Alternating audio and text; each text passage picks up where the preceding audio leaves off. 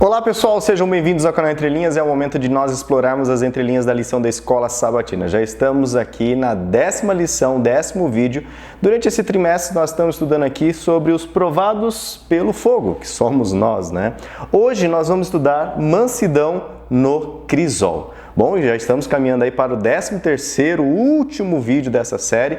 Lembrando que é um compromisso do nosso amigo Alexandre, que no 13º ele vai estar aqui conosco gravando, se Deus quiser.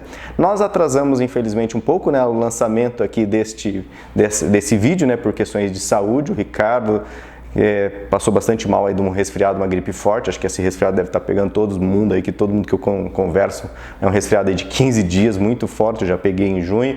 Mas, graças a Deus, ele está bem, conseguiu gravar hoje. E se Deus quiser, esse vídeo já, né, como vocês já estão conferindo, será lançado no nosso canal, beleza? Então, hoje nós teremos toda a turma completa, o Ricardo, o Alexandre, o Marcos André. E na ponte literária, nós traremos aqui mais um livro. Dessa vez não é do Fyodor, né, mas é de um contemporâneo, né, e um conterrâneo dele, o nosso Lev Tolstói. E o livro é O Diabo. Ok, pessoal? Então espero que vocês gostem aí do conteúdo na ponta da linha, na linha do rodapé e as entrelinhas que nós estamos trazendo aqui para vocês. E lá no finalzinho as perguntas para discussão, beleza, pessoal? Não esqueça, né, de sempre deixar seu joinha, sempre se inscrever no canal, acionar o sininho para você ser alertado pelo YouTube, que quando lança um novo vídeo você já recebe o alerta, né? E também clica nesse alerta para reforçar que realmente você gosta desse conteúdo. Não esqueça também, né, se você realmente gostar demais, tiver um tempinho aí na sua agenda, deixa um comentário aqui, que logo mais nós teremos aqui aquele espaço que eu gosto muito, espaço muito gostoso, onde nós lemos os comentários e interagimos um pouco com vocês. Beleza, pessoal? Então, por enquanto, chama a vinheta.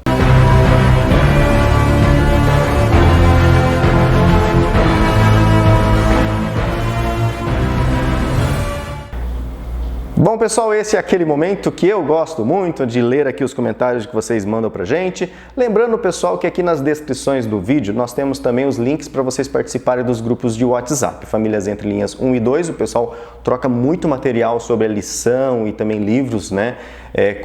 Claro, né, com background, né, cristão. E tem o Família Entre Linhas ADM, que só nós postamos lá, lançamos lá os links dos vídeos, beleza? E tem o Família Entre Linhas Religião e Política, Política e Religião, que é um experimento social lá do mestrado do Ricardo. Ele fez um trabalho em cima disso e ele manteve o grupo lá, pessoal, principalmente agora, né, ano eleitoral, para o pessoal lá se degladiar e esquecer que eles são cristãos, né? E começar a se tratar como animais muitas vezes. Mas beleza, pessoal. Aqui nos comentários nós estamos, né, tendo as Olimpíadas dos comentários, e quem ganhou as Olimpíadas é a Nilza Amaral. Boa tarde, acho que só a primeira hoje, hein? Viva! Feliz sábado a todos, boa tarde. Aqui da Baixada Santista, lá de São Paulo. Um abraço, Nilza, obrigado por participar das Olimpíadas e por ser, né, a primeira colocada aqui nos comentários. A gente agradece, né, é só uma forma de engajamento no canal e de o comentário missionário, viu, Nilza? Muitos amigos seus estão recebendo às vezes o alerta agora do YouTube com entrelinhas, graças ao seu comentário. O Ricardo, confirmando aqui, né, lições fortes da Bíblia. Olá, pessoal. Frio sábado aqui também, hein? Deus abençoe, que bom, né? Mas agora aqui já o clima, ó, já tô de camiseta, já tá tranquilo aqui. É assim, né? A vida e a meteorologia. Vilásio Krieger, acredito que iremos aprender muito com o tema da vida de louvor. Sim, com certeza. Valdenice Cerqueira, Mártires Cerqueira, de Presidente Prudente, olha aqui perto aqui da divisa com Paraná. Olá, meninos inteligentes de Deus, estou feliz em conseguir participar até o último, Marcos, amém. E nós estamos muito felizes também, porque a Valdenice comentou, além de, né, participar do vídeo. Edilza Nascimento está conosco aí desde o início do canal, eu sempre falo isso, mas não canso de falar. Bom sábado a todos, vídeo curtido, comentado, compartilhado. Também nunca entendi esse enorme enfoque em C.S. Lewis, né? Boa semana a todos. Vera Alves, essa lição é uma bênção, que Deus usa vocês poderosamente. Obrigado, Vera, que bom, louvado seja Deus. Job de Oliveira, parabéns por esse trabalho maravilhoso. Ilha do Amor, Maranhão, ouvindo, abração a todos aí da equipe. Um abraço pro pessoal da Ilha do Amor, lá em Maranhão. Nosso Job de Oliveira manda manda o comentário, né? Helena Saraiva também sempre deixando que bom, a equipe toda, CCC, curtido, comentado e compartilhado, né? Certinho. Saúde a todos, amém, né? Eu já tô 100% meio rouco ainda, o Ricardo 90%, como vocês vão ver daqui a pouco. O Alexandre está bem, o Marcos está bem. Hashtag fui até o segundo Marcos, feliz semana e bom frio, que já passou também, né? Mas tem uma previsão de uma nova frente fria no final de agosto. Vegetariano Consciência, olá entre linhas, vou até o segundo Marcos, lá no Marcos André, né? Tomara que hoje o Alexandre apareça. E ele apareceu, né? E ele vai aparecer também agora aqui no 10º vídeo. Gosto muito da fala dele, abraços a todos, um abraço em todos. Vegetariano Consciência. Marcos Antônio Messias Molina, até que enfim conseguir ir até o segundo Marcos. Que bom, né, Marcos Antônio? Ao seu xará, vai até lá a segunda aparição do seu xará. Marbete Lopes, essa net é uma bênção do céu, e é mesmo, né? Quem imaginou viver esse tempo? Alegro-me imensamente por participar do Família Entre Linhas, do Família Universal Entre Linhas. Aqui também esfriou muito, Porto Velho, 22 graus. A Marbete coloca o risos, né? Porque 22 graus para nós aqui do sul é calor quase, né? A religião exige fé, assim como a vida exige sonhos, porque as dores alcançam a todos os humanos, realmente, Marbete. Mas com o amor de Cristo, há louvor até mesmo na dor. Poético. Malbert Lopes deixa o comentário. João Cavaco também deixa sempre aquele comentário que ele deveria deixar, né, gravar um vídeo no YouTube. Eu não sei se ele tem um canal, né? Se tiver, manda um link aí para nós divulgarmos.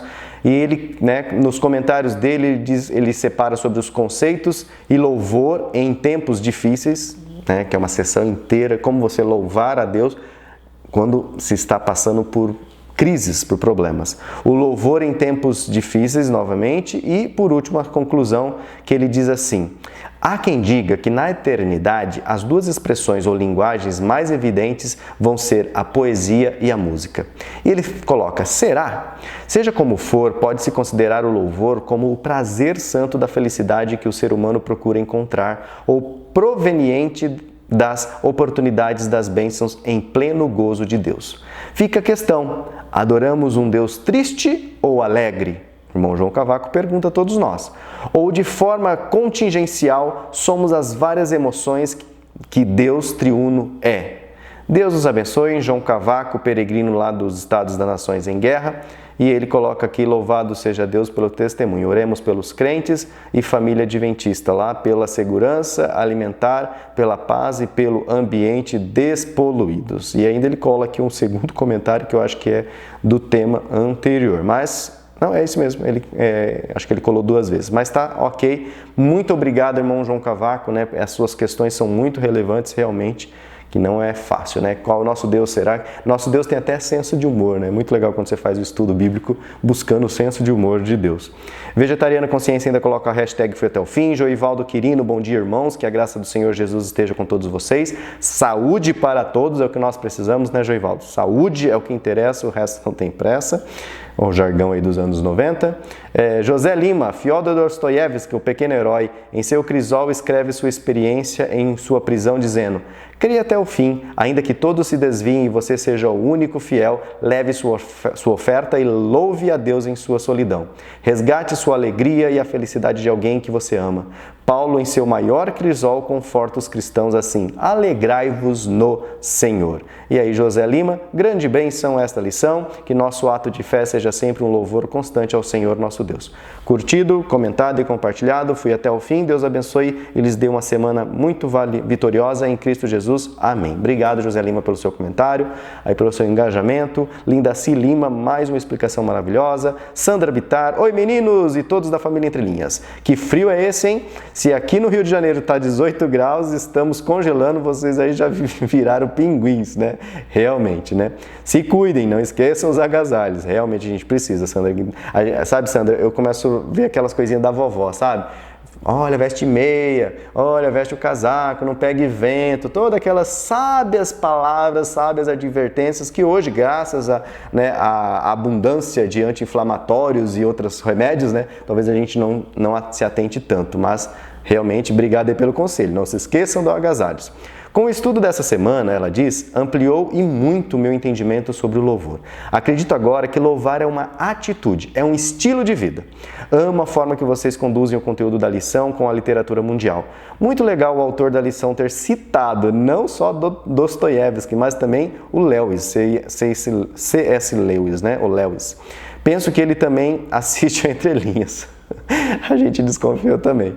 Tal correlação nos auxilia a entender, a aceitar que todos nós somos pecadores e necessitamos aprender um com os outros, pois conseguimos ver a obra de Deus no próximo. Outro aspecto que a Sandra gostaria aqui de destacar como interessante, ela diz assim, na Bíblia encontramos diferentes experiências com Deus e isso nos auxilia a reorientar o nosso coração e enfrentar os dilemas da vida. Em Salmo 145, nós louvamos porque o Senhor porque o Senhor fez, faz e fará pelo seu povo o melhor. Necessitamos sair de nossa própria experiência e lembrar o que Deus é e como Ele pode reorientar a nossa vida.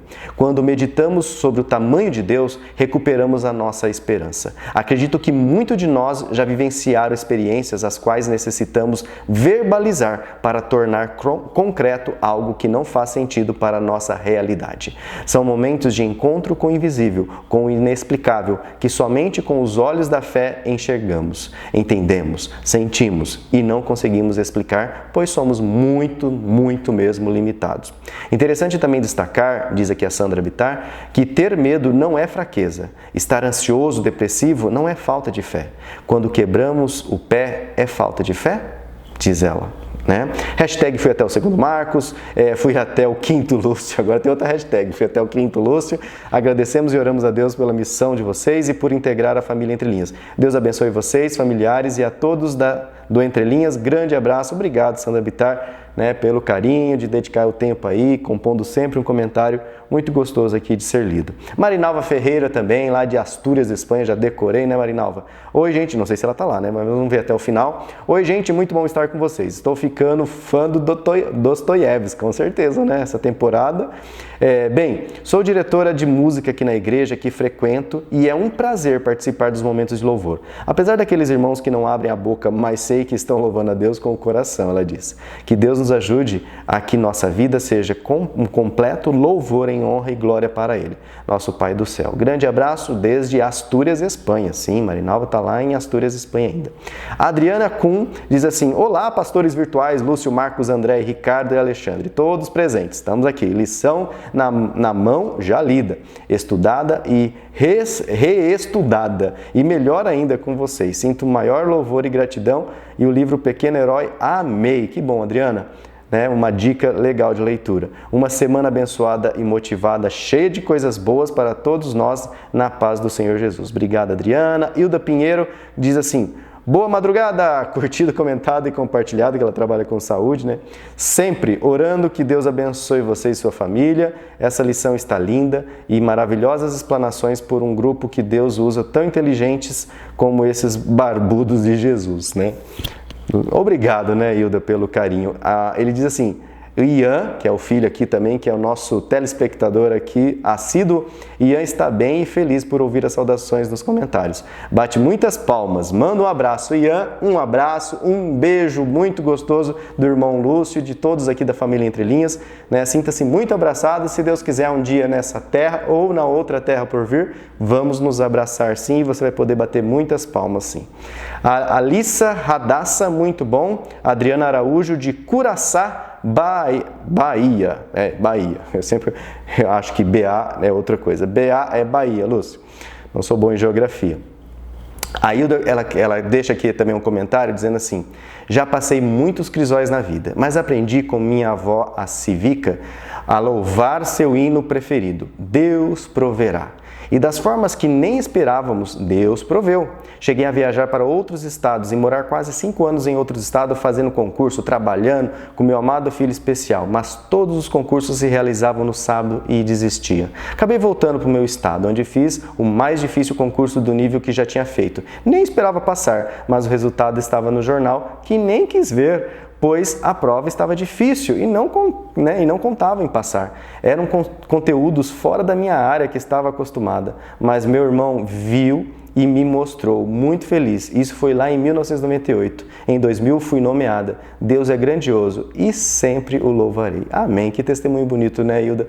E realmente, eu tenho um testemunho também, um dia qualquer coisa eu falo sobre essa questão de Deus. Coloque o Senhor, buscai o reino dos céus e a sua justiça, e as demais coisas vos serão acrescentadas. Genésio Mioto: oi Lúcio, eu sou de Caldas Novas, Goiás. Eu assisto todas as semanas, Entre Linhas, eu sou um espectador de carteirinha. Um bom trabalho para vocês. Obrigado, Genésio Mioto, pelo carinho, por ter registrado aqui. E também, né, um abraço pessoal de Caldas Novas, que com certeza está recebendo aí o vídeo, se é que você está ouvindo essa parte do vídeo, né, por causa do nosso amigo Genésio, que comentou aqui. O YouTube já registra para todo mundo aí de Goiás.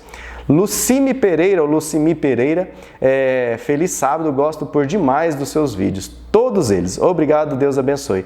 Lucimi, essa semana eu estava até vendo lá os primeiros vídeos, os temas, né, que a gente estudou Daniel, a gente estudou Romanos, estudou Apocalipse. Pessoal, a gente tem um estudo de Apocalipse, eu estava vendo revendo os vídeos nossos, tinha aqui os slides, verso a verso, o Alexandre aqui de um lado, o Ricardo do outro, muito boa aquela série. Né, que Deus possibilite nessa vida, né? O Alexandre era solteiro, né? Eu estava mais tranquilo na vida, o Ricardo também estava mais tranquilo. Hoje está uma correria, o Alexandre casou, tem um filho, já tinha filho na época também, mas agora o filho está maior, o Ricardo aí está com os compromissos, então, né, se Deus quiser, eu espero aí que, pelo menos está lá o vídeo gravado, né, pra gente rever. Eu gosto de ver muito lá os vídeos nossos. Luísa Patrícia diz assim: feliz em saber que o Ricardo é flamenguista, que ele estava com preto e vermelho, né? Ela diz assim: amei o estilo do Ricardo. Sei que não é o assunto principal, mas está lindo. Parabéns a todos pelo desempenho de cada lição. Isso aí, Luísa Patrícia, muito obrigado pelo carinho, pelo seu comentário, pelas suas observações. A todos vocês, né, um abraço, né, muito apertado, claro, pro Ian, né, que bate as palmas quando ouve o nome dele, mas eu sei que todo mundo gosta de ouvir o seu nome, né, de ter essa retribuição um pouquinho do canal. É muito pequenininha, né, mas para nós é com muito carinho que a gente faz aqui. Vamos então agora, deixa eu ver se eu coloco aqui, vamos para o nosso próximo quadro agora, na linha do rodapé com o Marcos André, e ele, né, apareceu aqui, nosso parceiro, e ele então inicia esse estudo com uma oração e depois traz na linha do rodapé. Então, parceiro, agora é com você. Olá, você que nos acompanha através do canal Entre Linhas, eu sou o Marcos André e mais uma vez é uma satisfação estar aqui estudando a Bíblia com você através da lição da Escola Sabatina. O canal Entre Linhas, você sabe, é a nossa igrejinha virtual que cresce a cada semana, aumentando assim a nossa responsabilidade. Por isso, sempre pedimos a orientação de Deus antes de iniciarmos o estudo da lição, o estudo da Palavra de Deus. E é isso que eu quero convidar você a fazer comigo agora. Vamos orar? Santo e bom Pai, muito obrigado mais uma vez pelo privilégio de estarmos aqui reunidos na Tua presença como irmãos para estudarmos a Tua Palavra. Mais uma vez eu quero te pedir, Senhor, que a Tua graça seja derramada sobre nós para que possamos assim receber os dons do Teu Santo Espírito, para compreendermos a Tua Palavra, para expressarmos aqui a Tua vontade e também, Senhor, para que o desejo de cumprir a Tua vontade esteja impresso no nosso coração. Nós pedimos também, Senhor, que o Senhor visite cada lar, cada família que nos acompanha, cada pessoa que participa desse projeto, desde aqueles que assistem ao vídeo simplesmente, até aqueles que oram para que esse projeto continue avançando e continue alcançando pessoas para o Teu reino. Mais uma vez quero te pedir também, Senhor, que o Senhor nos salve dos nossos pecados, que o Senhor nos salve desse mundo mal para o Teu reino. Te pedimos isso em nome de Jesus. Amém. Muito bem, a lição dessa semana fala sobre a mansidão no crisol, a mansidão em momentos de dificuldade. E o autor fala a respeito da importância da mansidão, não só para revelar o caráter de Deus em outras pessoas, mas também para imprimir o caráter de Cristo em nós. E já no domingo, o autor fala a respeito do pão quebrado e o vinho derramado. Ele diz que o pão, para servir de alimento, ele precisa ser quebrado, ele precisa ser partido, ele precisa ser triturado, assim como também o vinho, né? Ele precisa sair do seu recipiente, do seu local de conforto, para servir de nutrição para outras pessoas. Assim também nós fomos chamados para um propósito e muitas vezes precisamos ser tirados da nossa zona de conforto para que outros se sirvam daquilo que Deus tem feito através da nossa vida, daquilo que Deus tem feito em nós. E aqui o autor cita Ezequiel no capítulo 24, quando ele fala ali da viuvez de Ezequiel, quando Ezequiel ele perde a sua esposa, mas é impedido por Deus de chorar e de cumprir os protocolos de luto que haviam ali naquela sociedade. Isso chamou a atenção das pessoas para o que estava acontecendo com Ezequiel. Então Ezequiel teve a oportunidade de testemunhar a respeito daquilo que Deus haveria de fazer, do juízo de Deus que haveria de ser derramado sobre aquela comunidade. Então o autor pergunta aqui no final da lição o seguinte: mais cedo ou mais tarde a própria vida nos quebranta, ou seja, nos tira da nossa zona de conforto, né? Vem aí as dificuldades. Que lição você aprendeu com o sofrimento? Como sua alma quebrantada pode ser usada pelo Senhor para ajudar a outras pessoas? Bom, o testemunho é uma das formas, né? A maneira como nós passamos pela tribulação em confiança em Deus, tendo Deus como a nossa base, como a nossa segurança, é uma forma de testemunhar para outras pessoas, mas é uma forma não tão efetiva assim. A forma mais efetiva, pelo menos para mim, quando eu passo por alguma dificuldade, é que eu aprendo a ser tolerante, a ser paciente, a ser bondoso com as pessoas que também estão passando por dificuldade.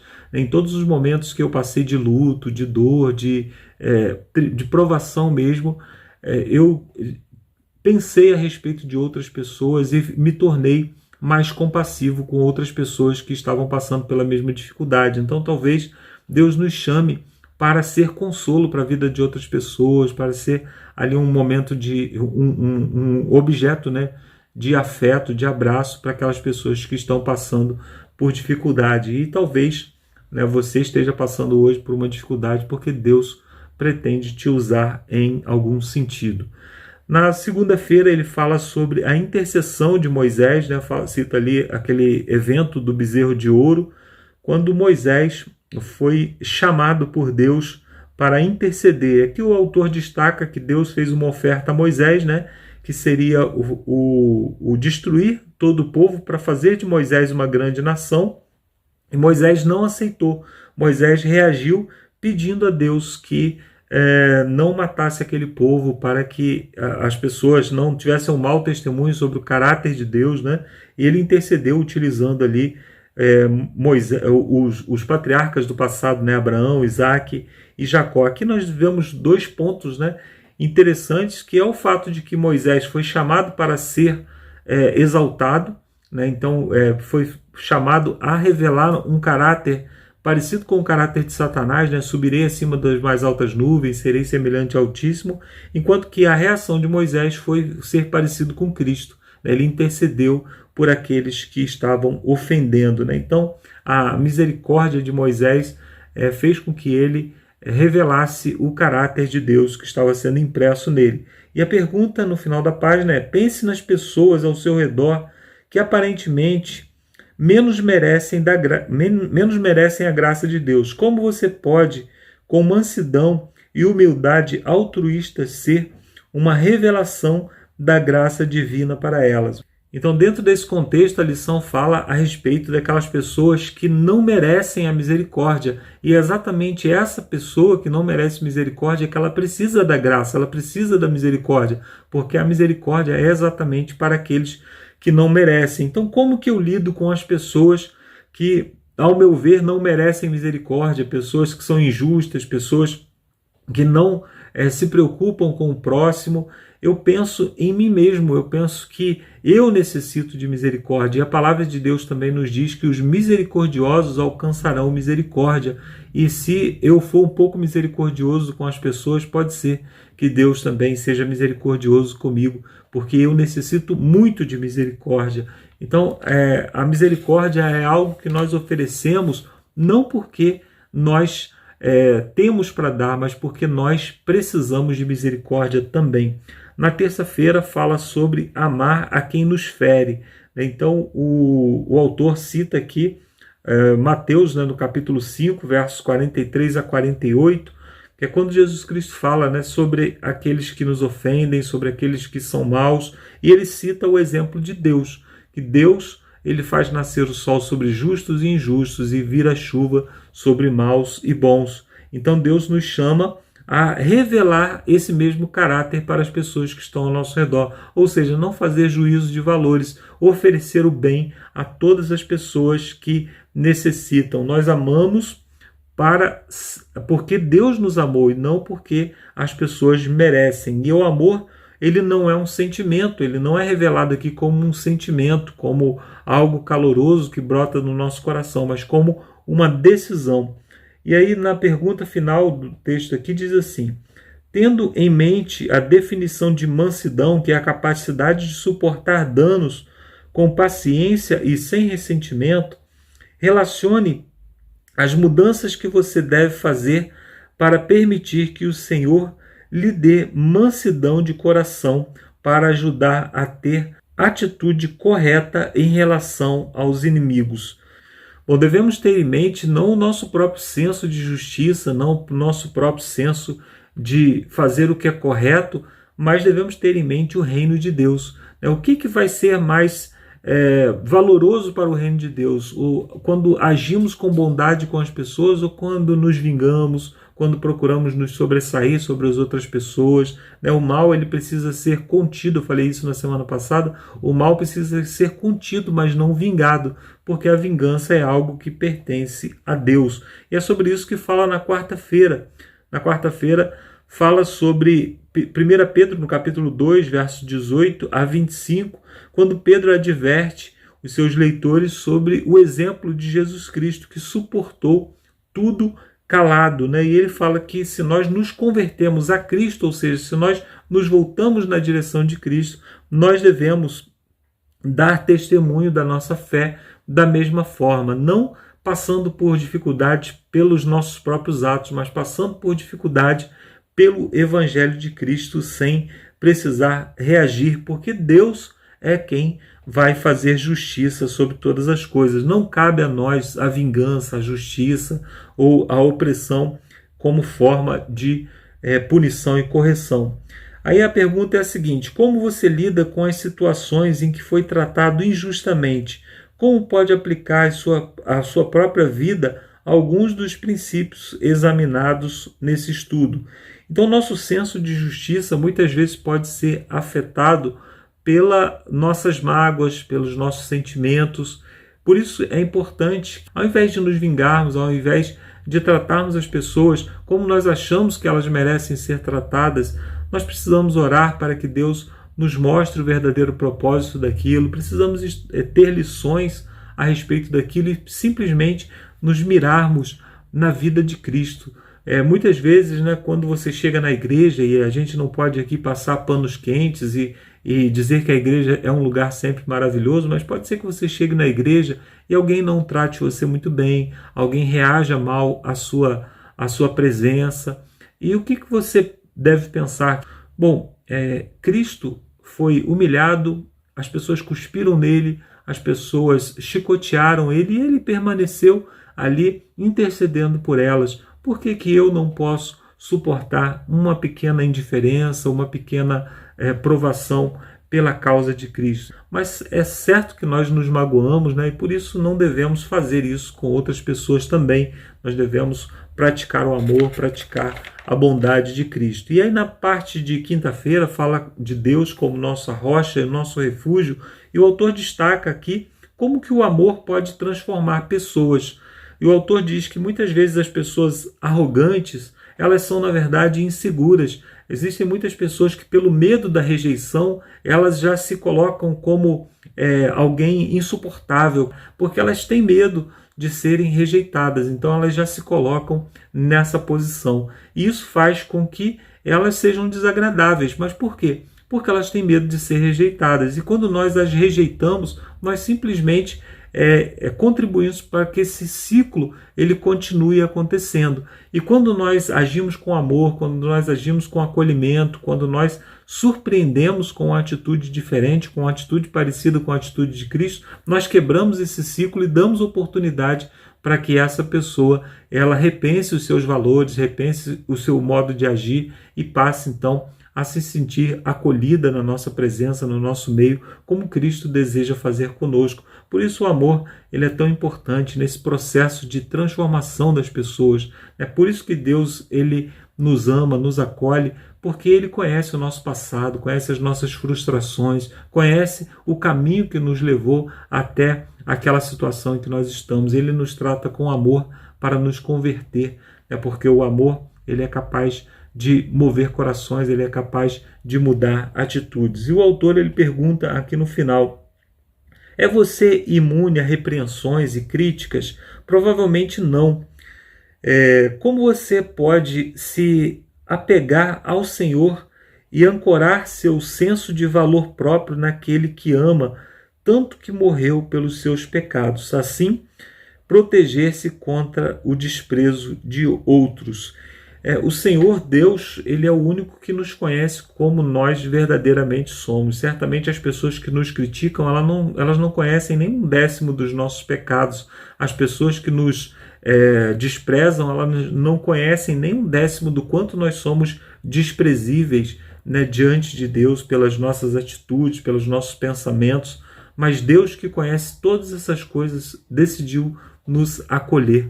Então você é muito querido por Deus, a despeito dos seus pecados. Como o autor citou aqui na lição, Deus ele não ama a lama que suja a pérola, mas Ele ama a pérola que está suja pela lama. Então você, mesmo que não seja hoje uma pérola, uma joia na mão de Deus, mas Deus olha para você e vê o seu potencial, e Ele deseja fazer de você uma joia, uma pérola polida para a honra e glória do seu reino.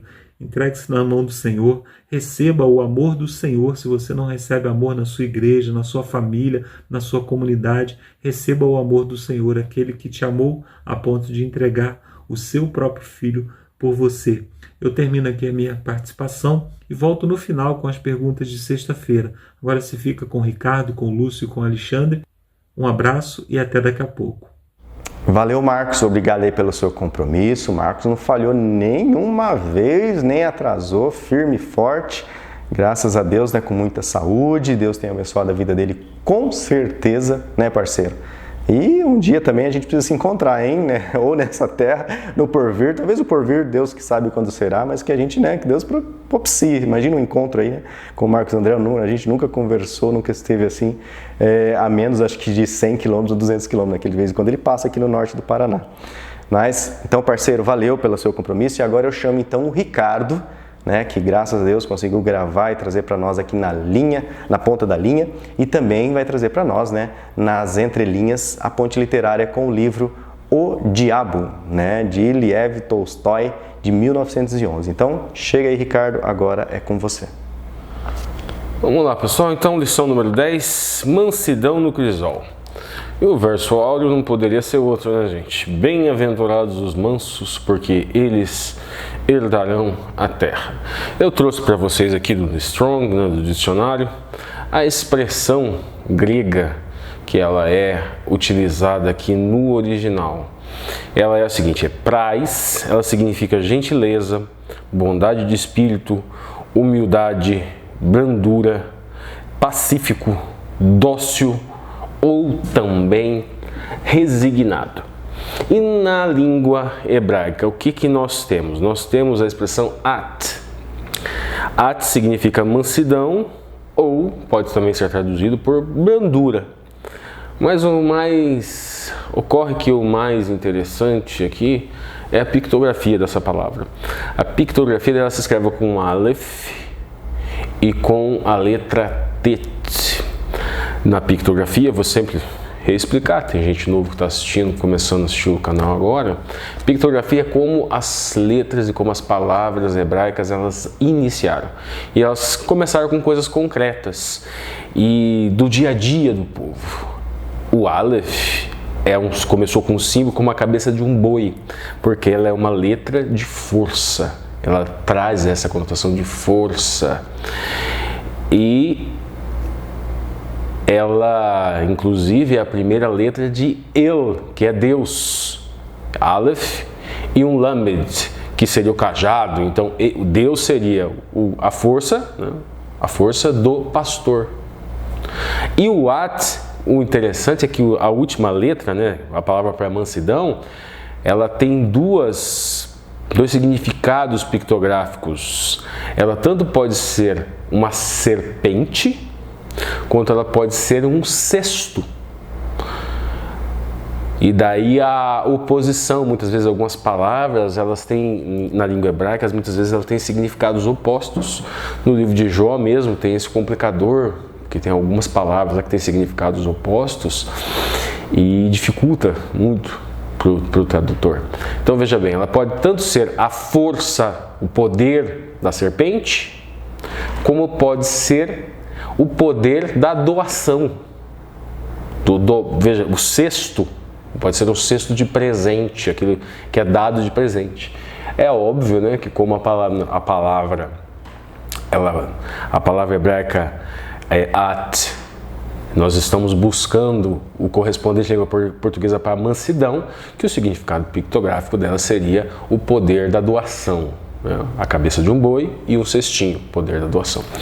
Vamos então agora, gente, o verso áureo, bem-aventurados os mansos, porque eles herdarão a terra. A última coisa que eu vou trazer aqui para vocês é a seguinte: a expressão bem-aventurados macários. A bem-aventurança, gente, é como se fosse uma marcha. Por quê? Vamos buscar um hebraísmo aí. O equivalente da Septuaginta, essa bem-aventuranças, é a Sherei. E ela pode ser uma palavra que indica um avante. Avance. Então ela pode também, ela carrega uma raizinha comum. Então é bem-aventurado, e daí tem um avanço ali numa escadazinha ou uns passos sempre à frente, que um incentivo, uma palavra de incentivo. Então, bem-aventurados aqueles que seguem aquela escada de santificação que nós encontramos lá nas bem-aventuranças do Sermão de Cristo. Na lição de sábado, especificamente, o autor da lição vai dizer que a palavra manso, ela não é muito ouvida, exceto talvez ao lermos na Bíblia, provavelmente, ele está se referindo, exceto ao lermos sobre Moisés ou estudarmos as bem-aventuranças. E não é difícil descobrir por quê. Mansidão não é ela é definida. Daí ele traz aqui, abre aspas, e eu vou falar para vocês. Vamos lá. Mansidão é, isso na língua portuguesa, a capacidade de suportar danos com paciência e sem ressentimento. Gente, na Bíblia, na verdade, tem vários casos, né, de mansidão em situações diferentes, com personagens diferentes. Nós temos logo no comecinho da Bíblia o caso de Abel. Nós temos, mesmo ali que as histórias não sejam bem desenvolvidas, até ali nesse pré-diluviano, esse tempo antediluviano, alguns, Enoque, mesmo que não tenha muita história desenvolvida sobre, mas tem vários casos na Bíblia. O que é mais incomum é a nossa cultura mesmo. O autor da lição, ele traz essa questão dessa mansidão. Nós vemos filmes na cultura popular que é justamente o oposto, né? Que é aquela coisa da vingança, aquela coisa. E nos filmes, inclusive na construção narrativa dos filmes, eles justificam aquilo que vai ser feito depois, que é aquela violência. Eles fazem você odiar o objeto que eles elegeram, que de eleição, no começo do filme, e depois do meio para frente, para você aceitar aquela matança com mais facilidade. Isso é muito comum desde a década de 80, nos filmes, da década de 80, 90, essa construção. Eles fazem o telespectador sentir vontade de matar. E depois o mocinho, o personagem do filme, vai lá e mata. E esse tipo de coisa acaba também desenvolvendo, né, no ser humano essa coisa de não ser tão manso assim, né? Porque os personagens no começo eles são, e daí pisam na cabeça dele, fazem coisas terríveis com eles, uma coisa e tal, mas tudo aquilo é uma construção para justificar o que vai acontecer no final do filme, que é porrada, bomba e ação. Bom, vamos continuar, gente. Na ponta da linha. Mansidão é uma das características mais poderosas de Jesus e de seus seguidores. Os seguidores, obviamente, depois daquele estágio de modificação, né, gente? Nós temos o exemplo de Pedro, que sacou a espada e cortou, decepou a orelha. Jesus, felizmente, curou a vítima da fúria, da fúria de Pedro, e deu aquela lição: quem vive pela espada morrerá pela espada. Nós também não podemos confundir, é muito importante isso aqui já no começo, gente, é mansidão com canalice, porque nos momentos em que Cristo precisou ser duro, principalmente no templo ele foi firme, ele foi duro, com autoridade, ele se impôs. Tem uma linha muito tênue e muito complicada com essa questão da mansidão.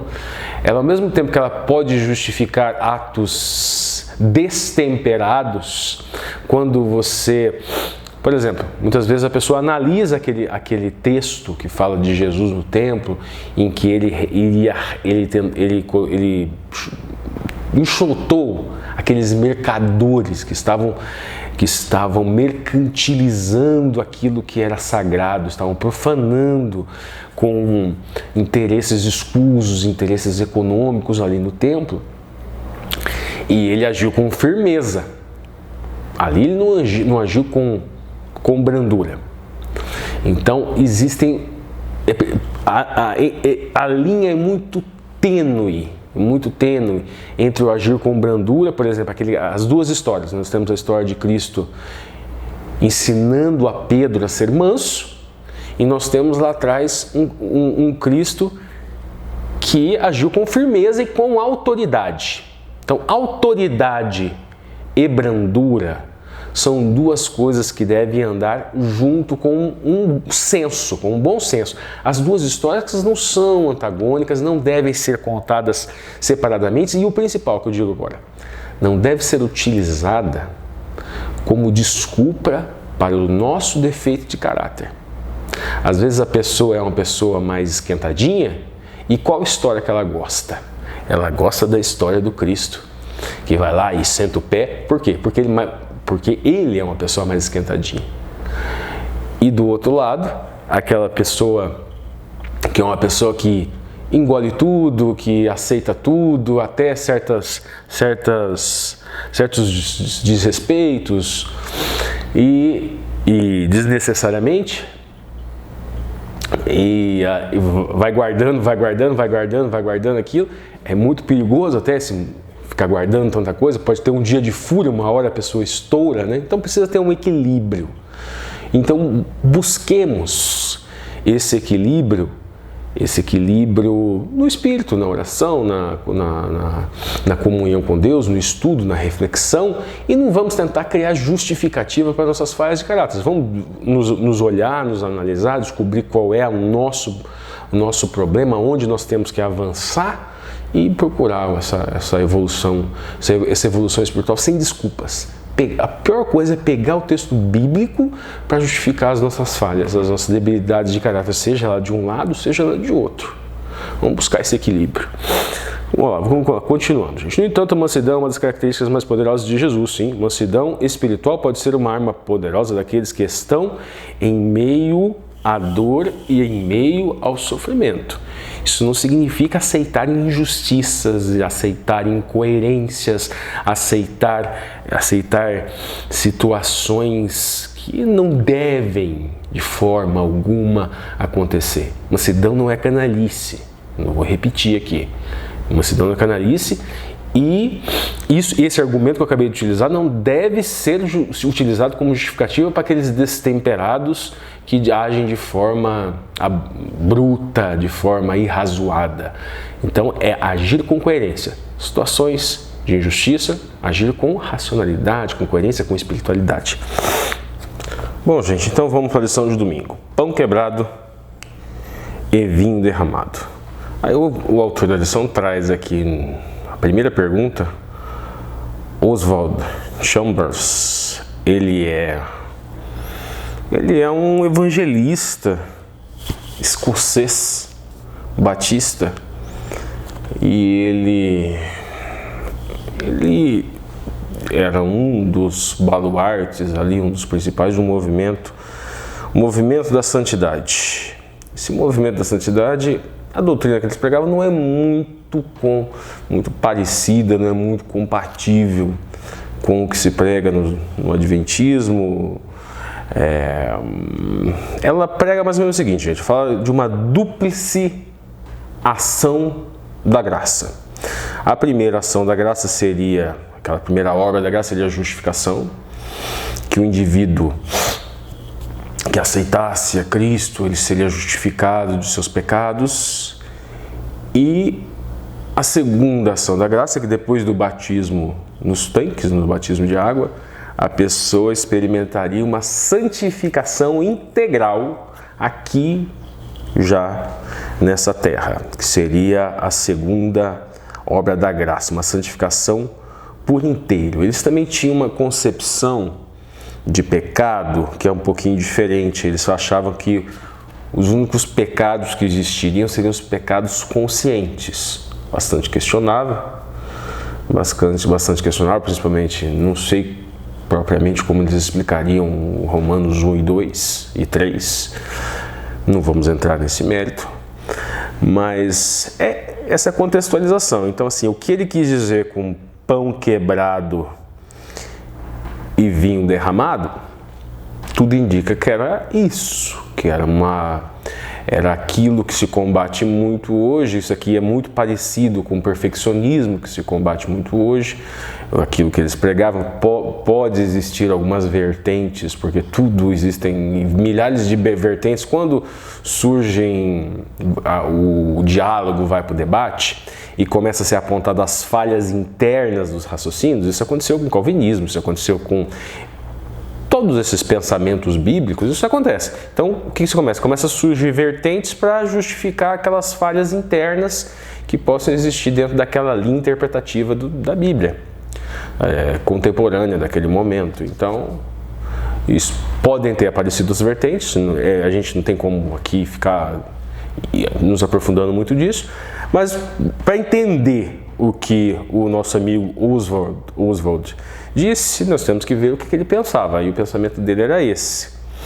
Então, provavelmente o que se refletia era algo próximo do perfeccionismo, que essa questão do pão quebrado e vinho derramado seria a segunda obra da graça dentro desse discurso religioso que eles desenvolviam, e que, se a gente pode refratar alguma coisa um pouco mais compatível com a religião adventista ou com qualquer outra religião, dizendo que esse pão quebrado e vinho derramado é você fazer valer. Aí agora eu vou buscar algo mais compatível com aquilo que eu acredito. Emuná. Emuná sempre é fé em ação. Sempre emuná, por quê? Ela pode ser traduzida por convicção interna, pode ser traduzida por retidão, pode ser traduzida por cargo ou função.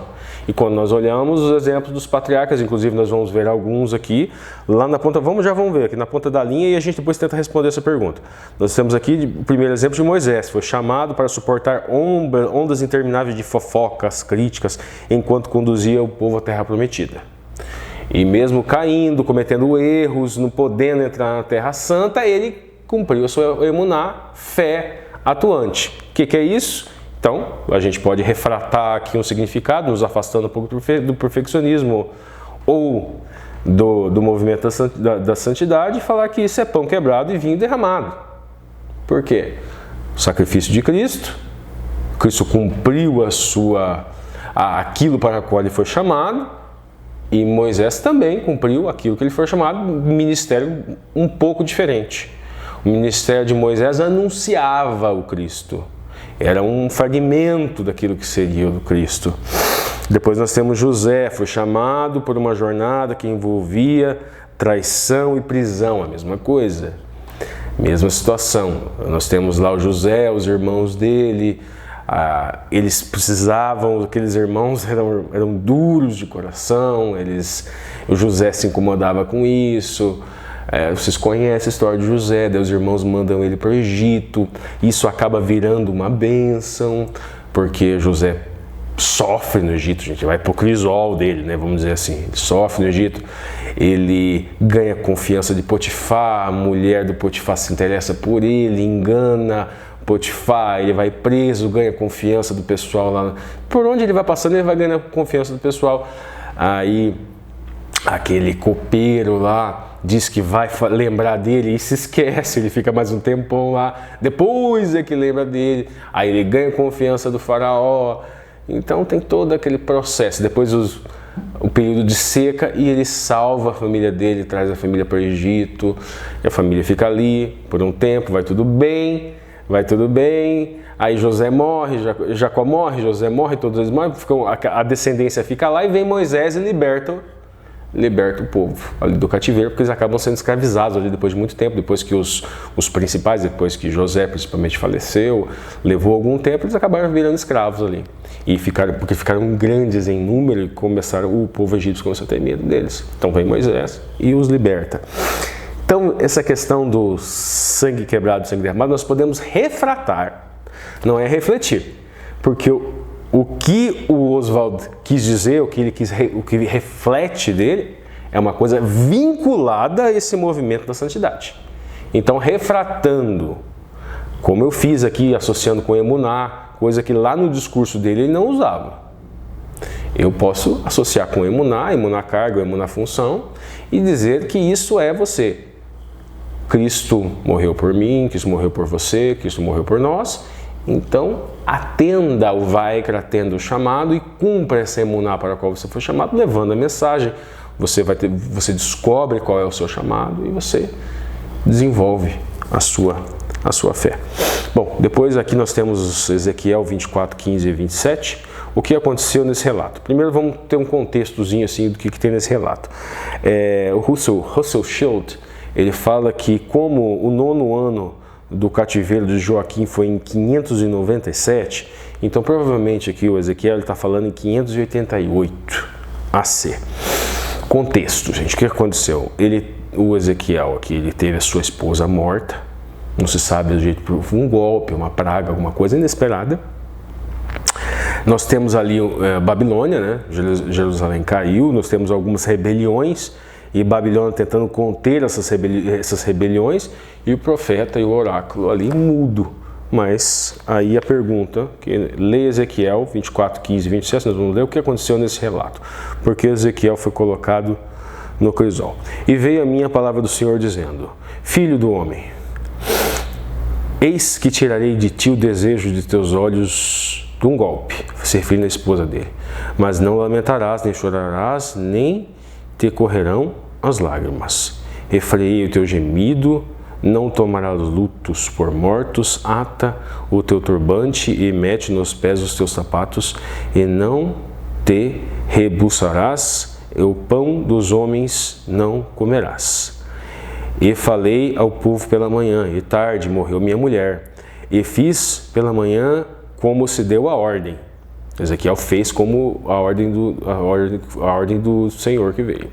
E o povo me disse: não farás saber o que significam essas coisas que estás fazendo?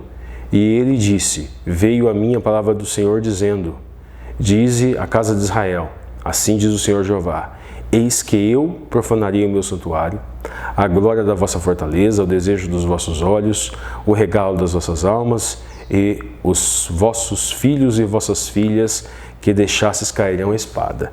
Então nós vemos aqui, depois eu continuo, veja o paralelo que é traçado. Então Ezequiel perdeu sua esposa, assim como Cristo. Então ali ele é um arquétipo, Cristo não, o eterno. Ali ele é um arquétipo do eterno, arquétipo de Yahué. Israel é um arquétipo da esposa. Então, mesmo que seja farei tal coisa, aqui a alegoria construída é: Ezequiel está para o eterno, assim como a esposa de Ezequiel está para Israel, para o povo de Israel, para a igreja daquele período, que no caso era Israel. E o que aconteceu com Ezequiel estava acontecendo com o eterno, porque a sua esposa, ou seja, Israel, Ele estava permitindo que aquilo acontecesse e ele não iria chorar. Assim como, em razão de quê? Qual é o contexto? A corrupção de Israel naquele período. O amor se esfriou, eles estavam oprimindo o pobre, oprimindo o necessitado, e aquilo chegou a um ponto, que é aquele ponto que é do aviso, lá no Levítico, é avisado lá por Moshe, lá por Moisés é avisado, nas bem-aventuranças. Se cumpridos os meus mandamentos, bênção, bênção, bênção, bênção. Lembrando que mitzvah, gente, vamos lembrar, mitzvah é mandamento, mas também é bondade, é salvação, é ato de tzedakah, é ato de justiça e ato de caridade. Então tinha lá os desígnios, os mandamentos, e na raizinha de cada uma daquelas palavras já denota aquilo que é o maior de todos os mandamentos, amor a Deus, amor ao próximo. E quando o povo esfriava, vinham as maldições. Maldição, maldição, maldição. E o povo continuava, daí 7 vezes mais, daí de novo 7 vezes mais, e aí continuava, daí dispersão. Eles chegaram nesse último estágio, foram dispersos. Eles estavam no último estágio da corrupção, da falta de amor a Deus e amor ao próximo. E aí chega nessa situação, que ele não chora, assim como Ezequiel não chorou pelo povo. Vamos continuar então. Diz a casa de Israel, assim diz o Senhor Jeová, eis que eu profano... isso eu já li, isso aqui. Vamos lá, 22.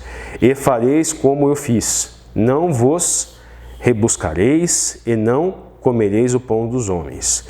Tereis nas cabeças vossos turbantes e vossos sapatos nos pés. Não lamentareis, nem chorareis, mas definhar-vos-eis nas vossas maldades e gemidos uns com os outros.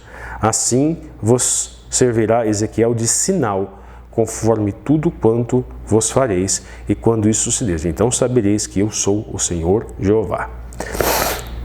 E quando a ti, filho do homem, falando agora de Ezequiel, não sucederás que no dia que eu lhe tirar a sua fortaleza, no caso a esposa, o gozo do seu ornamento, o desejo dos seus olhos, a saudade das suas almas, seus filhos e suas filhas, nesse dias virá ter comigo a algum que escapar, para te fazer ouvir com os seus ouvidos.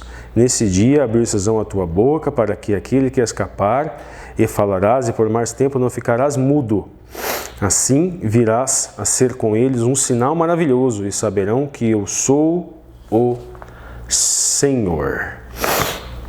Gente, algumas pessoas fazem essa interpretação e falam que...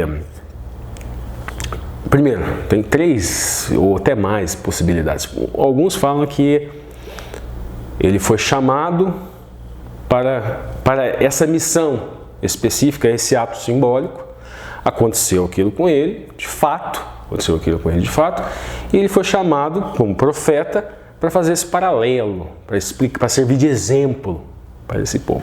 Outros falam que não, que na verdade isso é só uma alegoria, que isso não aconteceu com Ezequiel. Isso dentro até do judaísmo, alguns trazem essa interpretação, e não só de Ezequiel, mas de outros, e no caso de, por exemplo, no caso de Oséias e Gomer, existem algumas interpretações que falam que não, ele não pegou, ou seja, é o pessoal que se choca muito, né, com essas histórias, interpretam, não, isso não aconteceu, isso é só uma alegoria, isso não aconteceu de fato, ele não pegou de fato, Oséias não pegou de fato uma mulher de prostituição, não, Deus não...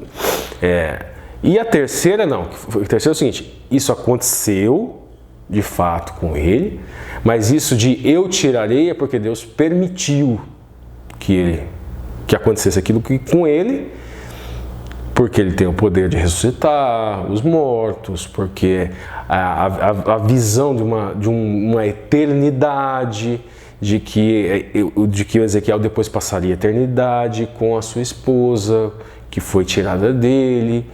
E tem aqueles também que falam que não, isso é injusto, vamos dizer, atacam o texto. Então, mas dentro do cristianismo, nós podemos sintetizar essas 3 visões. Uma primeira que entende que é uma alegoria, que isso não aconteceu de fato com ele.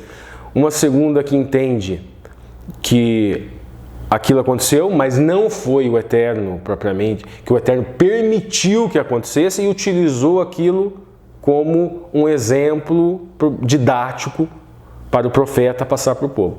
Outros falam, não, Deus fez isso mesmo, ele tem autoridade para isso, ele fez isso e pronto, e acabou, ninguém pode falar nada. Mas vamos lá na ponta da linha. Ezequiel 24 diz, abre aspas, assim Ezequiel será um sinal para você, tudo o que ele fez, vocês também farão. Quando isso acontecer, vocês saberão que eu sou o Senhor Deus. Por meio do exemplo de Ezequiel, o povo de Israel seria convencido da verdade sobre quem era Deus, a soberania de Deus, e veria este verdadeiro cumprimento na profecia simbolizada na vida de Ezequiel e no sofrimento que ele enfrentou. Importante a gente ressaltar, cada patriarca foi chamado para uma emuná específica. Ezequiel também. Independente se você acredita se isso é uma alegoria, se isso aconteceu mesmo para ele, mas cada profeta é chamado para uma emuná específica. Não significa que todos serão chamados e que isso é uma atuação padrão do Eterno. Porque na Bíblia inteira, abrir o Mar Vermelho, no caso ali, Moisés abriu o Mar Vermelho, tem uma coisa parecida ali com Josué, mas foram os dois. Você não viu Sansão abrindo o mar, você não viu o apóstolo Paulo abrindo o mar, então cada um é chamado para uma emuná específica. Os mártires, existem aqueles que foram chamados por martírio lá no primeiro século, existem aqueles que não foram. Então, o plano de Deus, assim, em sua visão maior para aqueles que têm um pensamento cristão, ele é particular, é difícil de entender o porquê que Jó foi chamado para aquela emuná específica, porque Moisés foi chamado para aquela emuná específica, e cabe a nós descobrir qual é a nossa emuná, para qual emuná que nós somos chamados. Isso é uma coisa particular. Você aí descobre aí na sua casa, de acordo com as características, as peculiaridades de sua vida, você vai descobrindo qual é essa emuná, qual é esse chamado. E nós olhamos os exemplos dos nossos patriarcas, se tem alguma situação que é parecida com a sua, você tira uma lição. Você pode tirar uma lição sabendo, obviamente, as questões, sabendo discernir as questões anacrônicas. Não vamos pensar, eu acho que eu sou parecido com Moisés, então eu vou libertar o povo, daí você cria lá um delírio na sua cabeça de que você recebeu o mesmo chamado de Moisés. Não, oração, comunhão, equilíbrio, bom senso, tudo isso é importante. Então agora vamos para a lição de domingo. Bom, gente, vamos lá então, segunda-feira, intercedendo pela graça. Leia Êxodo 32, 1 a 14, o papel que Moisés desempenhou nessa passagem. Nós vamos passando a ponta da linha e depois a gente dá uma lida, né? Então vamos lá, e a gente encerra com a leitura. O que fala lá no Shemot, gente? Lá é a história do bezerro de ouro, né? E aí o link, né, da esposa, na alegoria bíblica, a gente pode fazer um link com a história de Ezequiel e a história de Oséias, né, que é sempre utilizada. Israel estava se prostituindo, daí nós temos aquele ato simbólico lá, independente da interpretação que vocês deem, aquele ato simbólico, Oséias se equiparando ao Eterno e a esposa prostituta, porque Israel estava em idolatria. Nós temos ali Ezequiel, a esposa que morreu, a esposa morta, que ela foi acometida por uma desgraça, e nós temos ali Israel, caso Babilônia, o cerco de Babilônia, e Babilônia contendo as rebeliões, levando o povo cativo, se equiparando as duas histórias. E nós temos aqui mais ou menos uma coisa parecida com essa história do bezerro, porque o que acontece? Nós temos Moisés, está lá, pegando a Ketubá, os 10 mandamentos, a Seret HaDebrot, os 10 ditos do Eterno, é como se fosse um pacto de casamento, uma Ketubá. E Israel está o quê? Adulterando. Está adulterando ali embaixo. A esposa adúltera com o bezerro, com outro homem. Na alegoria, obviamente. A idolatria é um símbolo de adultério nessa alegoria bíblica que é nos revelada. Então o que acontece, gente? Depois que os israelitas começaram a adorar o bezerro, Deus julgou que eles haviam ido longe demais. E queriam destruir aquele povo e faria de Moisés uma grande nação. Mas Moisés, Moshe Rabbeinu, Moshe Avinu, ele não aceita. E ele implora ao Senhor que mostrasse graça pelo povo, ou seja, pela mulher adúltera. Êxodo 32, 1 e 14 levanta duas questões. Daí o autor, na ponta da linha, ele vai dizer quais são essas. A primeira, que ele fala que aquilo lá foi um teste para que Moisés revelasse a misericórdia. Assim como teve o teste para Abraão. E aqui, vamos lembrar o teste de Abraão. Abraão com seu filho. Abraão seria um arquétipo do eterno, que daria o seu filho unigênito, para que todo aquele que nele crê não pereça, mas tenha vida eterna, no caso o Cristo. Isaac é um arquétipo do Cristo, o Filho de Deus, o Cordeiro de Deus que tira o pecado do mundo. E no caso aqui Moisés, que intercedia pelo povo também, ele foi chamado para uma parcela daquilo que seria o ministério de Cristo. Interceder pelo povo, expiar pecado, expiação de pecado. Qual razão Moisés deu para pedir que o Senhor não destruísse Israel? Quando nós lemos o texto, nós vamos responder essa pergunta. E o autor, na ponta dele, fala o seguinte: em segundo lugar, a passagem mostra que a oposição e desobediência são oportunidades para revelar a graça. O povo desobedecia e Deus revelava a sua graça esperando que eles se corrigissem. E traz alguns exemplos. No caso Moisés, lá, a irmã dele Miriam criticou e Moisés chamou o Senhor para curar da lepra, lá no Números 12, nós vemos lá para Mildabar. Quando Deus ficou irado em Coré e seus seguidores, Moisés prostrou seu rosto em terra e implorou pela vida deles. No dia seguinte, Israel resmungou contra Moisés pela morte dos rebeldes e Deus ameaçou destruí-lo. Moisés caiu o seu rosto, pediu a Arão rapidamente que fizesse expiação de pecados. Está lá em Números também, com mansidão e abnegação. Moisés buscou a graça em nome daqueles que certamente não mereciam. Vamos dar uma lida no texto aqui e vamos encontrar tudo isso que a gente já leu. Vamos lá. 32, 1. Mas vendo o povo que Moisés tardava em descer do monte, ajuntou-se o povo em Arão e disse: levanta-te, faça-nos deuses. Ou seja, a esposa procurando um amante. Disse: levanta-te, faça-nos deuses que vão adiante de nós, porque enquanto a este Moisés e a este homem que nos tirou da terra do Egito, não sabemos o que sucedeu. Arão lhes disse: arrancarei os pendentes de ouro que estão nas orelhas de vossas mulheres, vossos filhos e vossas filhas, e trazei-nos. Então todo o povo arrastou os pendentes que estavam em suas orelhas e os trouxeram para Arão. E ele os tomou das suas mãos e formou o ouro com um buril e fez dele um bezerro de fundição. Então disse: esses são seus deuses, ó Israel, te dirá a terra do Egito, que se tira a terra do Egito. E Arão, vendo isto, edificou um altar diante dele, e Arão apregou e disse: amanhã será festa ao Senhor. No dia seguinte, madrugaram, ofereceram holocausto e trouxeram ofertas pacíficas. E o povo assentou-se a comer e a beber. Depois levantaram-se a folgar. Então disse o Senhor a Moisés: vai, desce, porque o teu povo que fizeste subir de Egito se tem corrompido, e depressa se tem desviado do caminho que eu lhes tinha ordenado. Fizeram para si um bezerro, perante eles se inclinaram, sacrificaram e disseram: estes são os teus deuses, ó Israel, que te tiraram da terra do Egito. Disse mais o Senhor a Moisés, tendo visto o povo: eis que é o povo obstinado, ou seja, de duro serviço. Agora, pois, deixe-me que o meu furor se acenda contra eles e os consuma, e eu farei a ti uma grande nação. Aquela parte que nós lemos lá em cima. Vamos lá. Porém, Moisés suplicou ao Senhor e disse: agora vamos responder a pergunta. Qual razão Deus deu para pedir ao Senhor que não destruísse o povo? A razão foi o seguinte: ó Senhor, por que se acende teu furor contra o teu povo, que tu tiraste da terra do Egito com grande força e com forte mão? Porque hão de falar os egípcios, dizendo: para o mal os tirou, para matá-los nos montes e para destruí-los na face da terra? Torna-te da ira do furor, arrependa-se, e aqui no caso é uma expressão hebraica que não pode significar também tenha compaixão. Arrependa-te deste mal contra o teu povo, ou seja, tenha compaixão desse mal.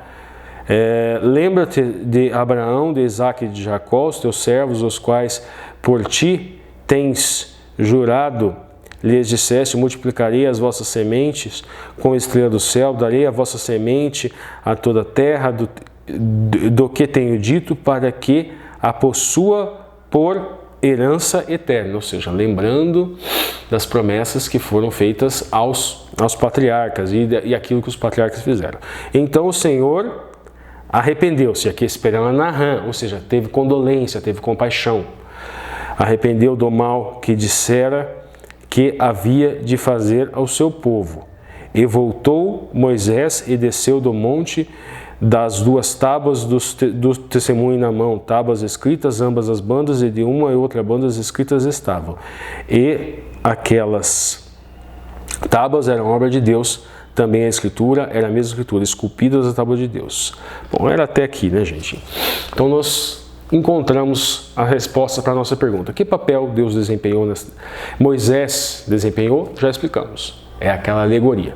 Moisés aqui exemplificava, traria uma pálida demonstração do que seria o sacrifício de Cristo para expiar o pecado do povo adúltero, que adulterava o povo.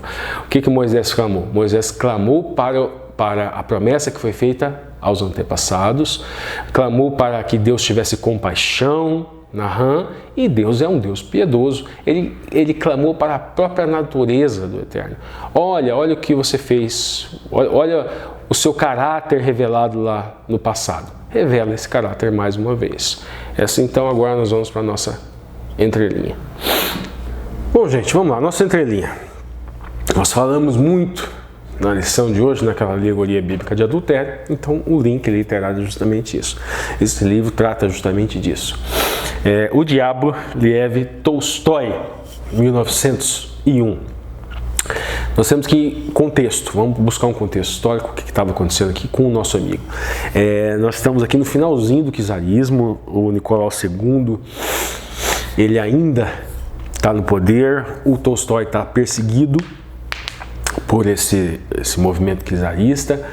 O Tolstói é um nobre, tá, gente? Ele critica muito a nobreza, mas ele é um nobre, ele gosta da vida do campo, ele gosta da vida campesina, mujik. Mas ele não é um nobre de nascimento. A família dele, ele casa com uma esposa também que gostava daquela vida, daquelas regalias, ele tem posses. E ele gostava de uma vida diferente da qual aquela vida que ele nasceu. Ele se envolve com uma camponesa, ele tem um filho com essa camponesa, ele renega isso. Ele se converte ao cristianismo, inclusive no começo do livro tem citações bíblicas e no final do livro também tem citação bíblica. No texto ele tem alguns problemas com o catolicismo, a religião ortodoxa russa também. Mas vamos então à nossa história, gente. O nosso personagem principal aqui do texto é o Evgeny. E ele, na história, ele começa a história com o pai dele morre, ele recebe uma herança, ele é bacharel em direito e ele vai cuidar das propriedades, ele se muda junto com a sua mãe. A sua mãe, ela passa a ter mais afeto com eles, vai no decorrer da história falando da divisão de herança com os irmãos, e o pai dele fez muita coisa errada administrativamente durante a vida. E a história vai se desenrolando, dívidas, né? O avô administrava muito bem as posses da família e o Evgeny, ele quer resgatar aquilo que o avô construiu e que o pai meio que desandou, sabe? Várias dívidas, então vai narrando como ele vai lidando com isso, como ele vai reconstruindo. A mãe quer que ele se case com alguém da nobreza, mas ele não quer, ele quer casar por amor. E ele acaba se casando com Lisa, que provavelmente ela não era tão nobre assim, mas no decorrer da história ela vai ajudando ele também, com um pouco que ela tem. Ela é nobre, mas ela ainda não é campesina. Mas antes ainda dele se casar com a Lisa, ele começa a se envolver, ele fazendo todo aquele trabalho, tentando reconstruir aquilo que o pai dele desandou, vamos dizer assim, pagar as dívidas, reconstruir a fazenda e acertar os negócios da família. Ele busca com um amigo dele para satisfação dos seus instintos humanos mais primários, e o seu amigo arruma para ele uma mulher que ela é casada. O marido dela viaja, parece que é cocheiro, uma coisa assim, e quando ele viaja ela aproveita o adultério. que nós falamos tanto na alegoria ali, na alegoria bíblica. E ele se envolve com ela. Ele se envolve com ela, mas ele passa depois, ele satisfaz a sua lascívia, o seu libido, e depois ele se distancia dela, acha que ele consegue viver sem aquilo, passou uma semana e volta. Isso solteiro, enquanto ele é solteiro. E a mãe dele querendo que ele se case com alguém nobre que pudesse, com o seu dinheiro, com o dote, resolver os seus problemas. Mas ele não. Vai descrevendo um pouco de como ele é, sabe, da natureza dele, fala que ele é uma pessoa que todo mundo gosta dele, é uma pessoa que tem uma influência, que influencia, que vai falando como ele consegue ajeitar os negócios, consegue empréstimos para fazer a reforma da fazenda, e as pessoas assim admiram ele. É uma pessoa por fora, assim, vai descrevendo o exterior, como as pessoas o veem. As pessoas admiram, gostam do jeito que ele fala, gostam do jeito que ele age. Lembrando que isso daqui é um livro que o Tolstói é muito autobiográfico, tá, gente? É uma história, não é o nome dele, mas tem muito... quem estuda o livro acha que tem muito dele ali na história, ele revelou muito dele.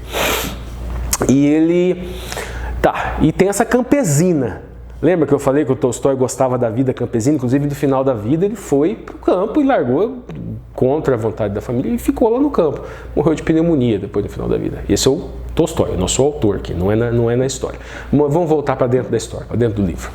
Então, ele se envolve com essa mulher, que é uma mulher casada, mas o Tolstói começa a dizer ali os conflitos internos, e os conflitos internos eram muito ligados à parte da religião também, que ficava ali matutando na cabeça dele. E daí, ele acaba que ele se casa com Lisa, não era o que a mãe dele queria, mas ele se encanta também por Lisa, tem esse encantamento também por ela, e ela engravida do primeiro filho, aí num tombo ela perde esse filho, aí tem toda a história dos médicos, não consegue resolver coisíssima nenhuma, o tempo dela de recuperação, coisa e tal, mas mesmo assim ela ajuda ele ali a reconstruir a casa, e daí eles vão para Crimeia, que ali é uma região litorânea, né? Inclusive é aquela região na Ucrânia onde a Rússia agora tomou ela de volta da Ucrânia. Naquela época ainda pertencia ao Império Russo. Mas ela engravida uma segunda vez, ela volta e ela contrata algumas pessoas ali para trabalhar ali na casa, e uma dessas pessoas era a mulher que ele satisfazia o seu libido enquanto ele era solteiro, e o desejo dele começa a aflorar de novo, coisa e tal, ele começa a rodear, e ele já conseguiu tudo que ele queria, já reconstruiu a sua vida, as suas posses, ele escondia da mãe dele as dificuldades, mas ele reconstruiu as suas posses, estava com uma esposa, ele casou aí até ele tinha uma estima para a esposa, era uma esposa bela, uma esposa bonita, lhe deu o seu filho, ele começou a se envolver também na política, ele ganhou as suas eleições na política, e tinha lá, e daí chega na parte do livro que o nome, e daí vocês devem estar se perguntando, mas esse nome, o diabo? Aí chega na parte do livro, ela é o diabo, essa mulher para ele é o diabo, e começa lá. Ele está resolvido na vida, ele é admirado pelas pessoas, ele conseguiu consertar as cagadas, os problemas que o pai dele fez com o patrimônio familiar, e está bem sucedido, está com uma família perfeita do jeitinho que ele queria, mas começa lá a incomodar. E ele fala que ela é o diabo. Ele andando pelo campo, lá meio perto lá da onde ela estava, e daí as pessoas já sabiam da história, lá atrás elas já descobriram, as pessoas, a fofoca, mais ou menos o que aconteceu lá o autor da Podaneia falou com o que aconteceu com Moisés, a fofoca já circulava, as pessoas sabiam, e falavam, vai lá, e daí ela não vai, porque aparece uma pessoa, coisa e tal. E agora o ponto interessante, nós temos dois finais dessa história. No primeiro, eu vou contar o principal, né? Dois finais mesmo, ele deu a sua opção pra gente. Aí no primeiro, né, que é o principal, ela é o diabo. Daí o Tolstói começa a descrever como que está na cabeça dele. O desejo dele de se entregar é do desejo, né? O desejo lascivo, de se entregar lascivo, a vontade dele de ir atrás e dessa mulher que ela é casada. E ele começa a pensar na mente dele, e começa a pensar todo aquele conflito de consciência, aquela questão religiosa também na cabeça dele. Começa a pensar como resolver isso. Não, eu poderia dar um dinheiro para o marido dela aceitar essa humilhação e ficar com ela. Ah, mas isso daí não seria bom. Daí ele pensa assim, eu poderia me livrar da minha esposa, mandando a minha esposa para longe. E daí a coisa vai avançando. Ele pensa, não, eu poderia matar a minha esposa. Matar a própria esposa, ele pensa. Matar a esposa e ficar com ela. Ou seja, ele matar a esposa e alimentar o desejo e viver aquela vida de devassidão. Tudo aquilo que ele lá no começo do livro disse que ele desejava e que ele alcançou, e agora ele estava querendo que morresse, efetivamente morresse. E ele fala que tem uma arma, ele não posso fazer. Depois ele pensa em matar ela, matar a amante. Não, eu mato a amante, que é o problema. E por fim, ele pensa em se matar. Não, o mais correto é tirar a própria vida. Aí ele vai, pega a arma e nesse momento a esposa dele chega. Ele esconde a arma com um jornal e daí ela fala uma série de coisas lá e quando ela sai, ele pega e dá um tiro na própria cabeça para não ceder à tentação, para não fazer tudo aquilo. E daí tem o parecer dos médicos que falam que ele era louco e as pessoas falando que não, e as duas inclusive falam não, ele não era louco, e o juízo de valor do próprio Tolstói que fala que as pessoas às vezes reconhecem um defeito no outro e não reconhecem em si próprias, ou seja, que aquilo é algo que é natural, o ser humano, e era natural o próprio Tolstói, né?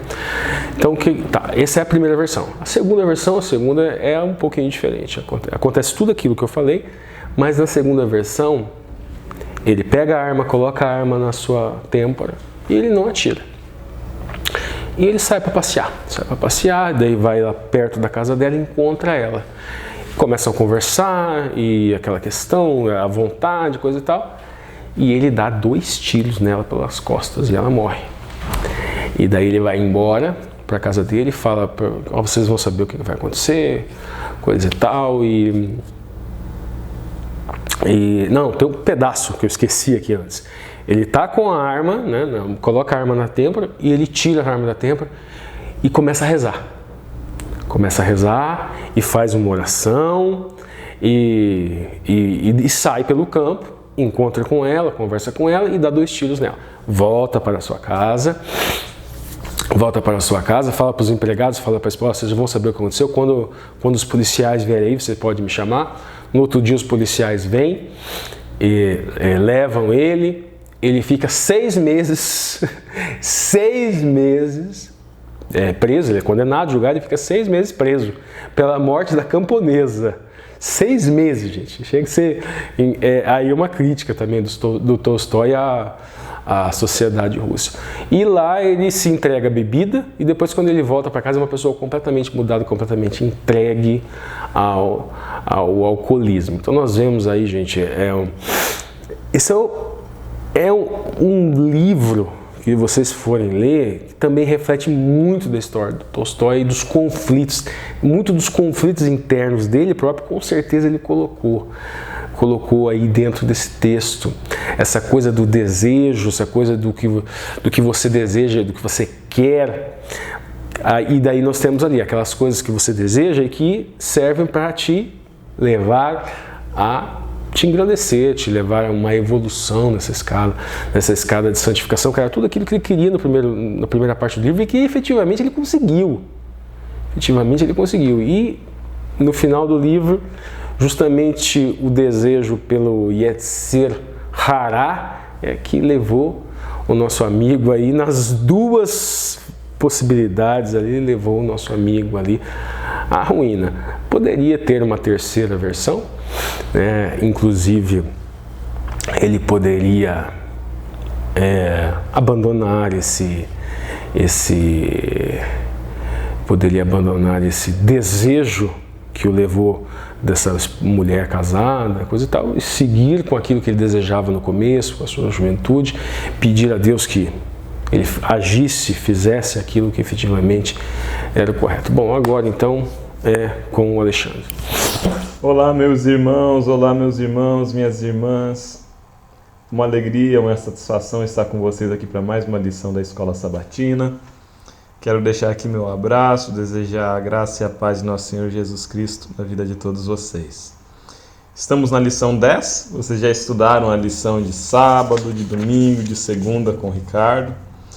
Título da lição geral, né? Mansidão no crisol, dentro de uma série maior, provados pelo fogo.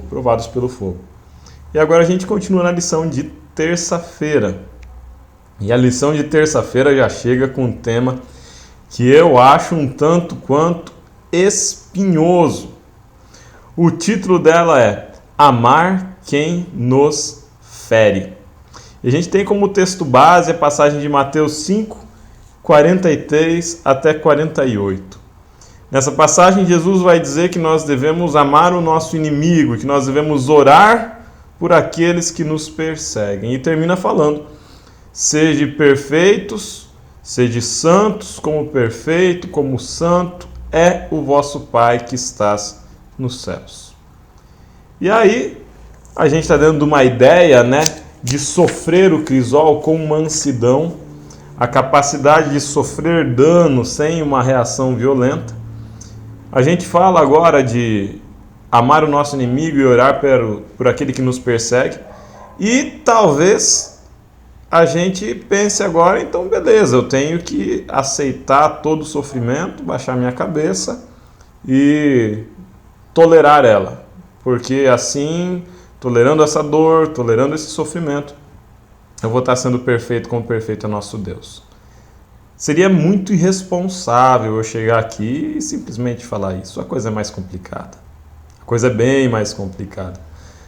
A gente entende primeiro que ser perfeito como perfeito é nosso Pai do céu implica em amar a todos sem distinção. Nós não somos merecedores do amor de Deus, primeira coisa. Nós não somos merecedores do amor de Deus. Nós não somos merecedores do perdão de Deus. Nós estávamos em inimizade, nós éramos inimigos de Deus. E é nessa condição que Cristo nos encontrou. Cristo nos buscou no lamaçal, Cristo se fez homem, Cristo morreu em nosso lugar e Cristo foi assassinado por nós. E ainda assim, veio a essa terra, sabendo que passaria pelo que passou, para trazer salvação.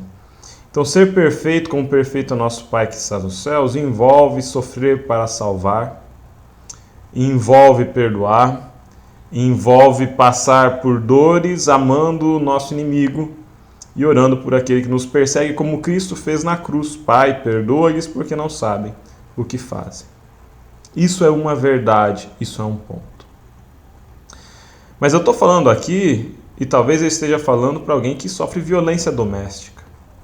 Hoje de manhã, no culto na igreja, nós falamos aqui em Camorão do projeto Quebrando o Silêncio, do aniversário de 20 anos do programa Quebrando o Silêncio.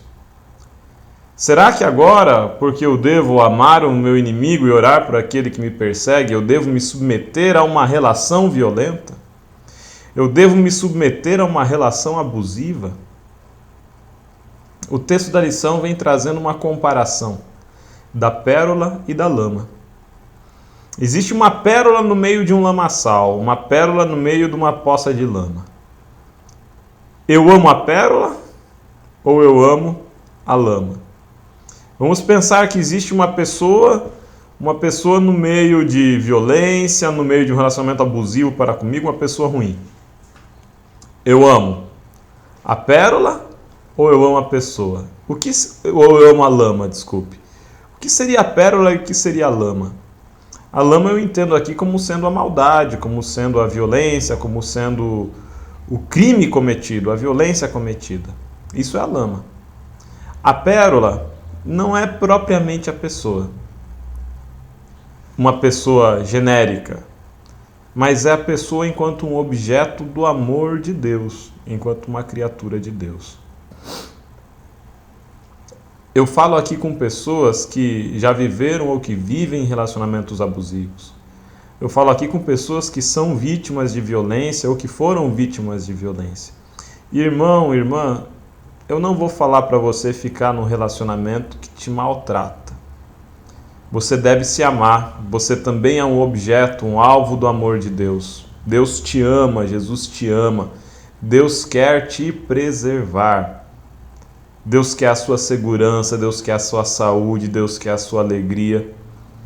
E às vezes você vai precisar se afastar da lama. Porque a lama vai te puxar para baixo, a lama vai te machucar. Nessa metáfora da lama e da pérola, né? Sendo a lama a maldade e a violência. Dizer não para um relacionamento abusivo não é um ato de violência contra o abusador, mas é um ato de autopreservação.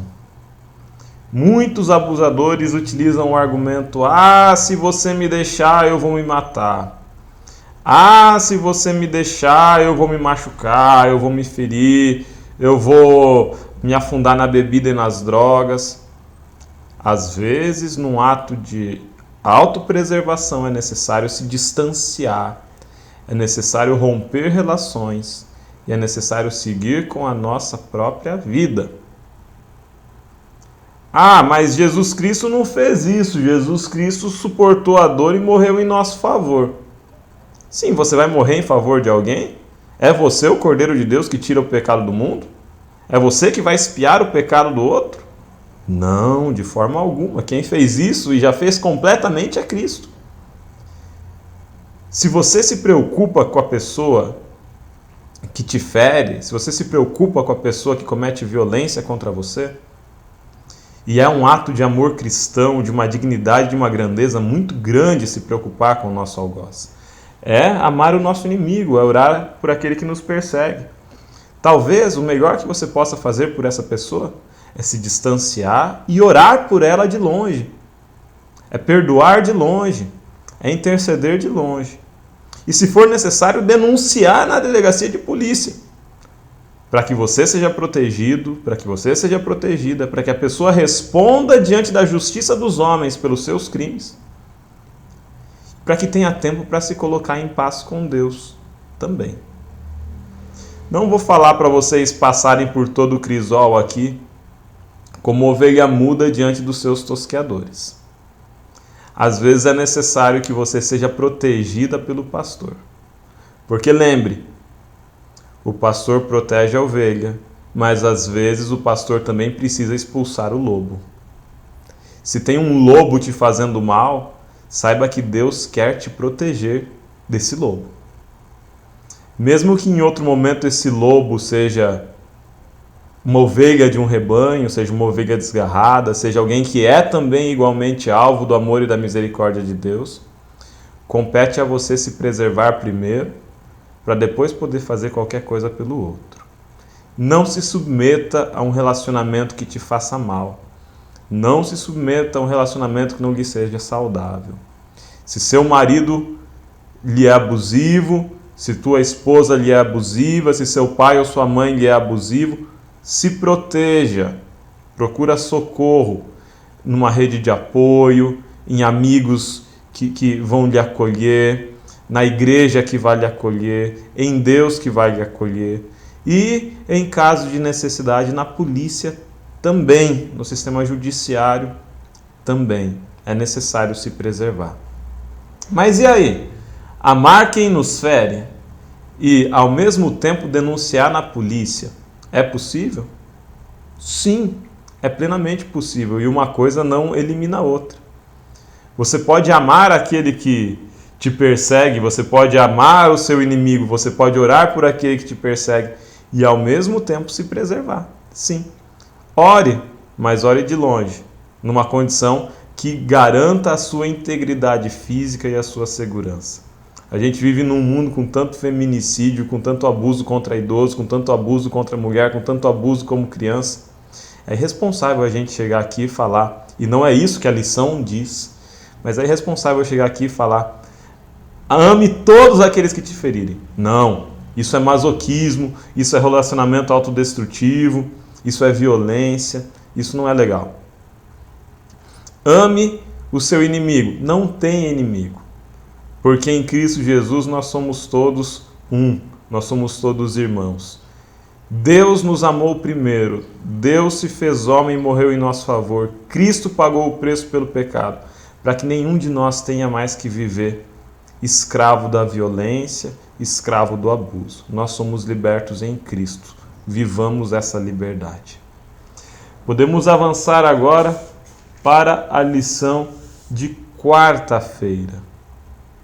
E a lição de quarta-feira tem por título Boca Fechada. Outro texto espinhoso. A gente vai lá para o texto de 1 Pedro 2, 18 até 25. E nesse texto é bem interessante porque Pedro dá uma orientação. Pedro fala assim: servos, sede submissos aos seus senhores.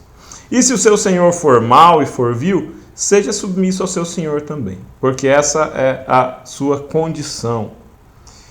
Cristo sofreu sem reagir. Cristo sofreu como ovelha, né? Cristo sofreu sem reagir de forma violenta ao seu sofrimento. Então, servos, sejam submissos aos seus senhores, mesmo que os seus senhores sejam maus. É preciso que a gente entenda o contexto de 1 Pedro.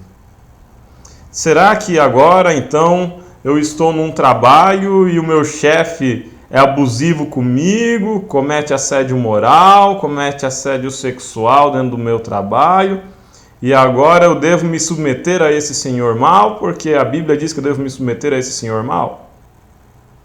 Meu esposo, minha esposa, meu pai, minha mãe dentro de casa é mau, é violento, é abusivo, eu devo me submeter a isso de forma silenciosa, com boca fechada? Vamos entender o contexto desse texto, gente. Pedro está escrevendo a carta de 1 Pedro aqui no contexto do Império Romano. E dentro das limitações legais que existiam dentro do Império Romano. E dentro das limitações sociais que eram colocadas a um servo cristão. Em algumas situações dentro do Império Romano, o Senhor tinha autoridade de vida ou de morte sobre os seus servos. Eles eram sua propriedade.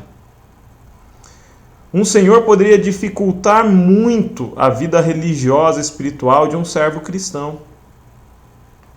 E os cristãos já eram perseguidos.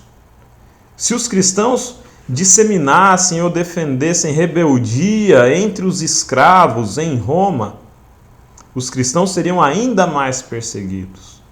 A escravidão era um dos pilares da sociedade romana no tempo de Pedro. Apesar disso, em algumas situações, existiam horizontes de flexibilidade para a vida de um escravo. Com os chamados bons senhores, com os senhores que eram mais justos com os seus trabalhadores, com os seus escravos. Um escravo poderia ascender socialmente, chegar inclusive a viver na condição de livre. Existiam bons e existiam maus senhores. O que Pedro está falando aqui é da necessidade de que esses servos, em termos práticos, não ajam com rebeldia, fugindo do Senhor, atacando o Senhor, brigando com o Senhor. Até porque os horizontes de possibilidades de um escravo lá em Roma eram bem limitados nesse aspecto. A gente, quando lê esse texto, precisa entender que nós não vivemos mais em Roma. Existe um negócio que se chama justiça do trabalho. A escravidão acabou. Existe um negócio que se chama justiça comum também, não só a justiça do trabalho. A gente vai ter a área criminal para criminal, a área civil para questões cíveis.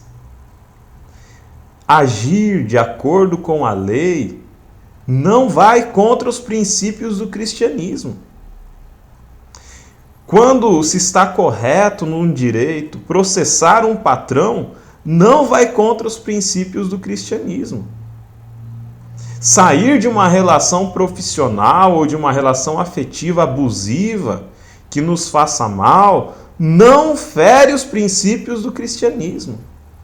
A gente vive num mundo em que hoje, felizmente, a sociedade caminhou um pouquinho, avançou um pouquinho nesse ponto, nós temos direito de agir na justiça, nós temos direito de agir legalmente.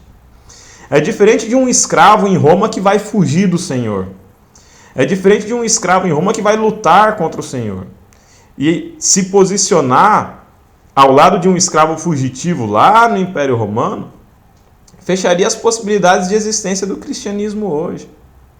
É diferente de eu aplicar esse texto hoje para falar, por exemplo, que eu devo agora me submeter a todo tipo de abuso nas minhas relações profissionais ou nas minhas relações pessoais.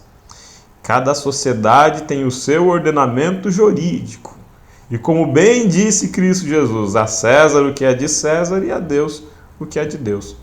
Se o nosso atual ordenamento jurídico nos permite, felizmente, e louvo a Deus por isso, por ter nascido nesse tempo, se o nosso ordenamento atual nos permite viver com mais liberdade, se o nosso ordenamento jurídico nos permite nos afastar da autoridade de um marido abusador, coisa que não era tão simples em Roma, se o nosso ordenamento jurídico atual nos permite sair de uma relação de trabalho que nos seja nociva, nós temos não só o direito, nós temos o dever de sair dessas relações.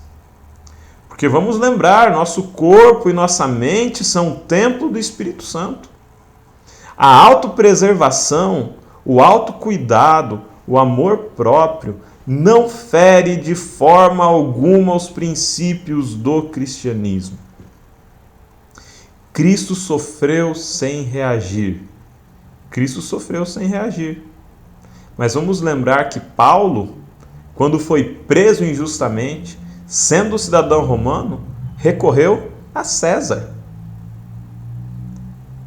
Paulo, quando foi açoitado injustamente, sendo cidadão romano, recorreu aos tribunais romanos para provar a sua inocência e para processar os seus algozes. Dentro do contexto da história de Cristo, importava que Cristo morresse. Cristo precisava morrer para pagar o preço pelos nossos pecados. Irmão, irmã, nós não somos Cristo. Eu não vou morrer pelos pecados de ninguém. Pelo contrário, Cristo morreu pelos meus pecados. Cristo morreu para que eu tivesse liberdade. O meu sofrimento num relacionamento abusivo não agrega nada para a salvação minha, nem para a salvação do meu semelhante. Muito pelo contrário. Às vezes, sair de um relacionamento abusivo me produz liberdade e vida na minha trajetória. E produz a oportunidade de responsabilização e de arrependimento para aquele que é o algoz, para aquele que é o violento. Sair de um relacionamento abusivo pode ser um ato de libertação, inclusive para aquele que é o perpetrador da violência. Porque lhe dá a oportunidade de se arrepender e de voltar para Deus. E de ser, sim, responsabilizado diante da lei dos homens pelos seus crimes. O mesmo vale na questão de quarta-feira. Mas por que boca fechada? Por que amar quem nos fere, né? O título da lição de quarta e o título da lição de terça-feira. A gente não precisa reagir de uma forma contrária à lei. A gente não deve reagir de uma forma contrária à lei. A gente não deve reagir de uma forma má que nos iguale àquele que comete violência. A gente não deve reagir de uma forma violenta. Existe uma resposta pacífica. A gente pensa muitas vezes num caminho não violento como um caminho bobinho, daquele que apanha, continua apanhando e segue apanhando sempre. Não. O caminho da não violência exige muita força, exige muita fibra, mas ele não exige que a gente se submeta à maldade dos outros para sempre, não. Seja o outro um marido abusivo, seja o outro um chefe violento, um chefe explorador. Lição de quinta-feira, nossa rocha e refúgio. E agora sim, quem é que vai nos dar força para lidar nas relações abusivas? Quem é que vai nos dar força para nos reconstruirmos quando parece que nossa vida ficou para trás? Quando parece que sem aquela pessoa que nos fazia mal, nós deixamos de existir. Quando parece que nós não temos condição de viver de uma forma independente e livre, quem é que vai nos dar força? Aonde nós vamos fundamentar a nossa trajetória e a nossa vida? E a resposta está lá na lição de quinta-feira. Deus é nosso ponto de refúgio. Deus é nosso ponto de segurança. Salmo 62, 1-8, por diversas vezes aponta Cristo como lugar, Deus como lugar onde nós vamos encontrar descanso, segurança e refúgio. A resposta de Cristo é uma resposta de mansidão. A resposta de Cristo é uma resposta de bondade. A resposta de Cristo é uma resposta de amor. Mas de forma alguma uma resposta menos contundente no impacto das suas decisões. Cristo te chamou para uma vida plena, para uma vida feliz, para uma vida de liberdade, aqui, agora, já. Cristo quer te libertar das violências que você tem sofrido. Cristo quer te libertar das violências que você tem causado também. Às vezes o maior inimigo que nós temos é nós mesmos. E o inimigo que nós precisamos amar é aquele que nós vemos cada vez que olhamos no espelho. Cristo é a resposta e Cristo é o caminho para a gente conseguir encontrar esse amor e essa liberdade.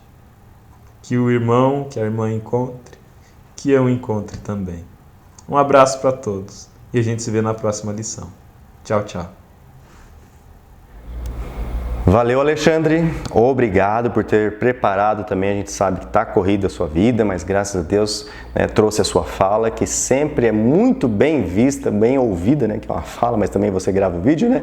Eu gosto muito, como nós vemos no comentário no início do vídeo, né, muita gente gosta da sua fala e que Deus continue te sustentando firme e forte aí, né, para trazer aqui na ponta da linha. E ele, já falei para ele lá no grupo, né, se prepare, 13º sábado está chegando para ele estar aqui conosco. Agradeço também o Ricardo, trouxe para nós, valeu, Ricardo. E agora nós chamamos mais uma vez o nosso parceiro aqui, o Marcos André, que ele então traz as perguntas para discussão, que são aquelas perguntas que quem tem o guia, né, quem é adventista tem o guia, as perguntas que estão no dia de sexta-feira. Então, Marcos, chega aí, traga as perguntas para discussão e encerre com uma oração.